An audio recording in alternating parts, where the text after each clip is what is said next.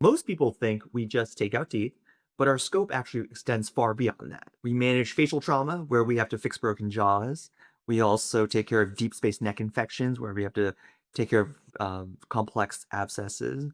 And we also correct facial disharmonies with various corrective jaw surgeries.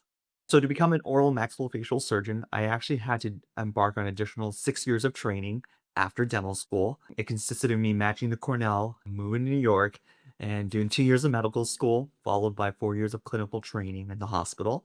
I guess the biggest difference between an oral surgeon's training and a general dentist's training is the fact that we are hospital based, where we take call, take care of very acute patients, but also take care of patients in the outpatient setting very similarly to a traditional dentist. Not all bone loss cases require the care of of a specialist, but there are certain situations where they would really benefit from our expertise. One common scenario that I often help patients with is when they want implants, but they are also on anti-resorptives, commonly for osteoporosis, but sometimes other conditions.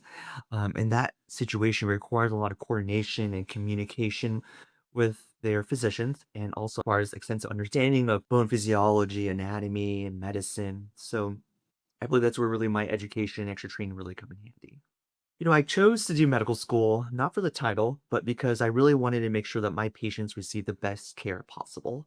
And for me personally, that was to pursue a formal education in medicine, to really understand complex medical histories, to ensure I kept my patients safe, and to minimize complications.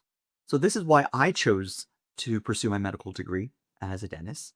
In this country, we have an aging population, and with age comes with more medical conditions and more medications. And, before I touch any patient, before I give them any kind of anesthetic or make an incision, it's really important to have a complete comprehensive understanding of their medical history to make sure I keep them safe, right? Because that it really is a priority here in this office. And my formal education really helps me understand the little subtleties of different medical conditions and medications.